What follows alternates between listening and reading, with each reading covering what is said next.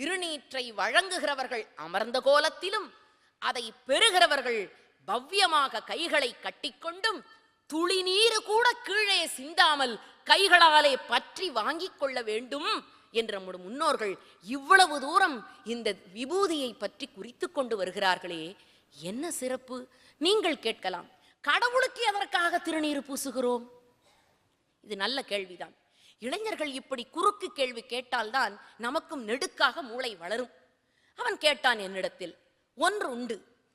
குழந்தை பிறந்த பிறகு தாய் மடியிலே வைத்து பாதுகாக்கிறாள். அந்த குழந்தைக்கு நோய் வந்து விட்டதென்றால் மாத்திரையை பொடி செய்து அப்படியே கொடுத்து விட முடியுமா? அந்த மாத்திரையை தான் உண்டு, அதை பாலாக்கி நோயிலே அவதிப்படுகிற அந்த குழந்தைக்கு பால் வழியாக அந்த மருந்தை கொடுக்கிறாள்.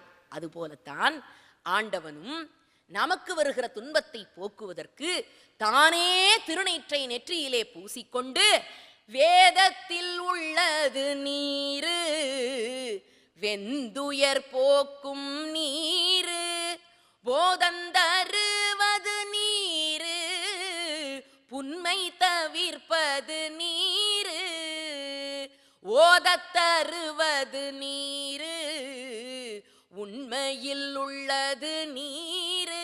குழந்தைக்காக தான் மருந்து சாப்பிடுகிற தாயை போலவல்லவா இறைவன் நெற்றியிலே திருநீரு பூசி இதை பார்த்தாவது நீ கற்றுக்கொள் என்கிறான். நாம் அதையும் செய்ய மாட்டோம். யாரெல்லாம் திருநீரு பூசி இருக்கிறார்கள்? திருமால், கிருஷ்ணன், பிரம்மன், இந்திரன், கிண்ணரர், இவர்கள் மட்டுமா? மிகப்பெரிய சக்கரவர்த்திகள், அசுரர்கள், நளன், முசுகுந்தன், கார்த்தவீரியாச்சுனன், இவர்கள் மட்டுமா?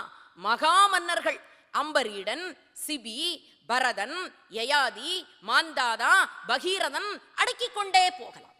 அத்தனை பேரும் இந்த திருநீற்றை பூசி இருக்கிறார்கள். சபையோர்களே, திருநீர் பூசுவது முக்கியமல்ல, பூசுகிற பொழுது என்ன சொல்லி பூசுகிறோம் என்பது ரொம்ப ரொம்ப முக்கியம். மனம் அது செம்மையானால் மந்திரம் ஜபிக்க வேண்டா. மனம் அது எங்கோ இருந்தால் என்ன சொல்லி என்ன புண்ணியம்? திருநீற்றை கையிலே எடுத்தவுடன் நம சிவாய மந்திரம், நாதந்தாள் மந்திரம், உமாபதி மந்திரம், உலகாளும் மந்திரம். ஒவ்வொரு ஊருக்கும் போய் இறைவா உன்னை காண வேண்டும், உன் திருநீற்றை பெற வேண்டும் என்று நான் நினைக்கிறேன். முடியவில்லை. ஓம் நம சிவாய, ஓம் நம சிவாய, ஓம் நம சிவாய, சிவாய நம ஓம்.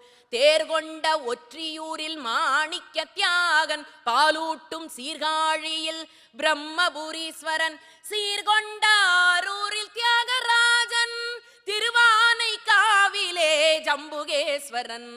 ஓம் நம சிவாய, ஓம் நம சிவாய, ஓம் நம சிவாய, சிவாய நம ஓம் என்று உச்சரித்த பிறகு திருநீறு பூச வேண்டும்.